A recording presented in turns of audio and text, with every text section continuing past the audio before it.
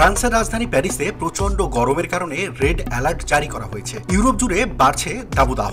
এরই জের ধরে গত মঙ্গলবার প্যারিসের আইফেল টাওয়ার বন্ধ ঘোষণা করে দিয়েছে কর্তৃপক্ষ।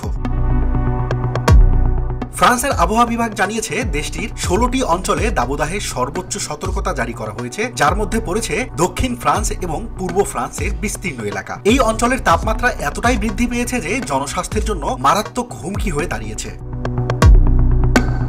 France, Italy, Spain, Germany, Portugal, Greece সহ আরও কয়েকটি দেশে জারি করা হয়েছে সর্বোচ্চ মাত্রার সতর্কতা। জার্মানির আবহাওয়া অধিদপ্তর জানিয়েছে মঙ্গলবার এবং বুধবার তাপমাত্রা 38 ডিগ্রি সেলসিয়াসের কাছাকাছি পৌঁছাতে পারে, আর এটি আরও বাড়তে পারে বলে আশঙ্কা করেছে তারা। তীব্র গরমে ভুগছে বলকান অঞ্চলের দেশগুলো। যদিও একটু একটু করে কমতে শুরু করেছে, তারপরেও কিছু কিছু এলাকার তাপমাত্রা সর্বোচ্চ স্থানেই অবস্থান করছে।